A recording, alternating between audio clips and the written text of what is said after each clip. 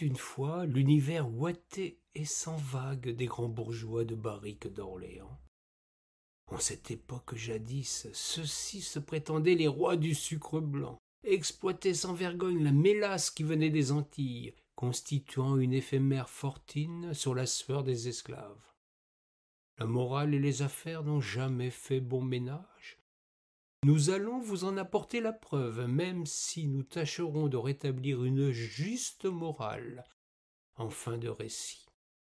Edmond était un sucrier, un homme important, ayant grande demeure sur la rue de Recouvrance, l'artère principale en ce temps de grands négoces ligériens.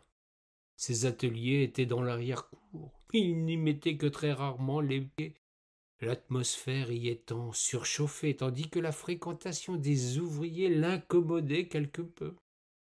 Il préférait recevoir dans son salon, se rendre tous les jours au cercle Saint-Hubert, 39 rue Jeanne d'Arc, un lieu des plus agréables car réservé aux hommes. Il pouvait y rencontrer ses pairs, jouer aux cartes, au billard ou au dé, parcourir la presse et boire des vins délicats. Le cercle fermant vers minuit 30, à moins de louer une chandelle pour y rester plus tard, Edmond prenait prétexte de cet alibi commode pour quelques escapades galantes. Pour celle-là, il avait recours à un homme de confiance, Gaston le cocher, qui savait tout de ses travers, de ses déplacements comme de ses coupables fantaisies. Dans la domesticité, fort nombreuse au demeurant, Gaston avait un statut à part, bénéficiant de la meilleure chambre au 3e étage qu'il partageait avec son épouse, la servante de madame. Il était également le mieux payé de tous, sans doute pour prix de son silence. Edmond avait également belle propriété en Sologne, le château de Villefalier à Jouy-le-Potier, un relais de chasse, une grande et belle gentilhommière qui lui donnait également prétexte pour découcher parfois en période de chasse ou de pêche des étangs. C'est là également qu'il passait l'été, cette fois sagement en compagnie de sa femme et de ses 3 enfants. La vie d'un maître d'industrie n'était pas facile, et il faut bien l'admettre. Gaston, le fidèle d'entre les fidèles, savait toutes les turpitudes de son patron. L'homme, en effet, avait une curieuse manière de pratiquer le péché de chair. Quand il trouvait pièce de son choix, à moins qu'il ne doive se l'offrir contre quelques avantages, ou bien rétribution sonnante et trébuchante, Edmond avait besoin de se faire fouetter les sangs pour jouir de la dame. Qui mieux qu'un cocher pouvait remplir ce furieux office? Gaston, il faut bien le reconnaître, ne détestait pas ce caprice. Non seulement il vengeait ainsi tous ceux qui, dans la sucrerie, avaient à se plaindre des insultes ou des mauvais traitements que leur infligeait ce patron autoritaire, il se rinçait souvent l'œil à la vue de demoiselles aux formes parfaites, même si en son fort intérieur il avait scrupule à devoir taire à sa chère épouse ses services particuliers. Il y avait là matière à ne pas avoir la conscience tranquille. Car en effet, Gaston ignorait que madame avait elle aussi son jardin secret. Elle qui recevait des amis chaque jeudi, tenait un salon réputé sur la place d'Orléans, avait d'autres obligations qui l'obligeaient à quitter l'hôtel particulier. Joséphine était membre de la Société de charité maternelle, noble institution qui avait pour but de soutenir financièrement les femmes en couches issues de la classe ouvrière, bonnes catholiques et méritantes. Cet apostolat l'obligeait à de fréquents déplacements au début d'après-midi, justement pendant les 2 ou 3 heures durant lesquelles son cher époux consacrait du temps à la bonne marche de son affaire. Il restait alors dans les bureaux à donner des ordres, établir des factures ou bien rencontrer des clients. Joséphine ne manquait pas alors de profiter de la calèche. Gaston était toujours disponible pour battre le pavé avec sa belle percheronne. Joséphine s'offrait elle aussi quelques entorses au serment de fidélité. Gaston gardait le silence, trouvant que madame avait bien raison de rétablir la balance et appréciant que cela se fît sans exigence particulière. Il restait sagement dans sa voiture et n'avait jamais eu à voir le galant de madame. Il lui savait gré de cette discrétion, elle qui d'ailleurs ne s'était jamais ouverte du motif véritable qui la conduisait régulièrement aux 6 rue des Sept Dormants. Quand le blocus anglais mit à mal l'industrie sucrière locale, Edmond devint de plus en plus exigeant. Plus son humeur était maussade, plus la conjecture était difficile, plus le cocher devait frapper davantage. Chacun passe ses soucis comme il l'entend. Le patron tendait le dos pour se faire battre, et Gaston détestait ça. Il voyait bien, le brave cocher, que tout cela ne pouvait durer fort longtemps.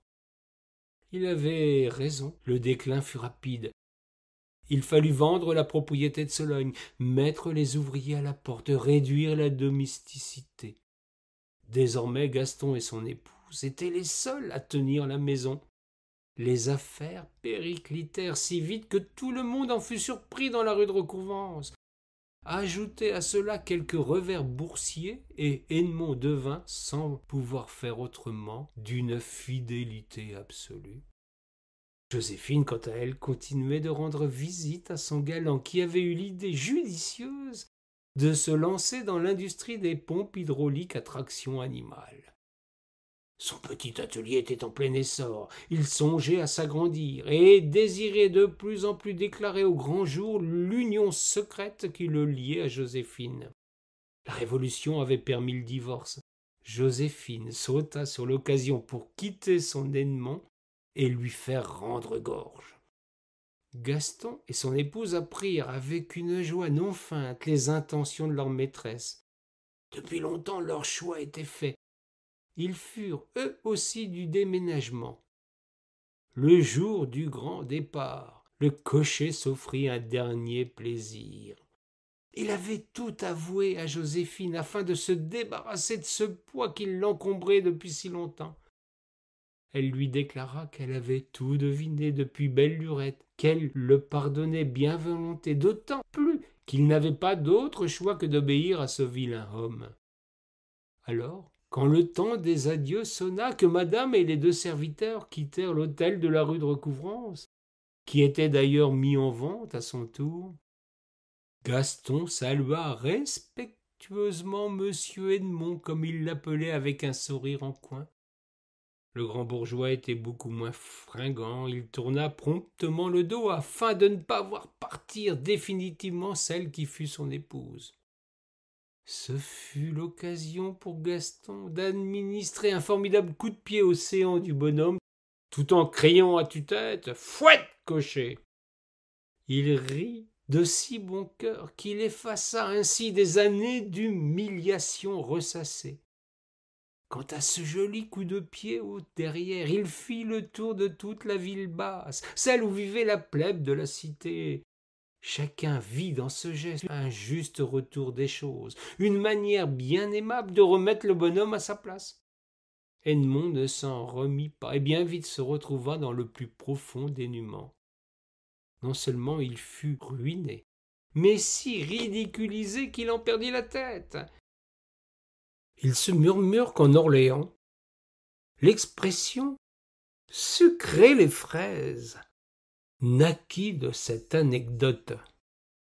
Je ne sais si telle est la vérité, mais je la trouve plaisante, et je souhaite vous en faire profiter alors que la saison commence.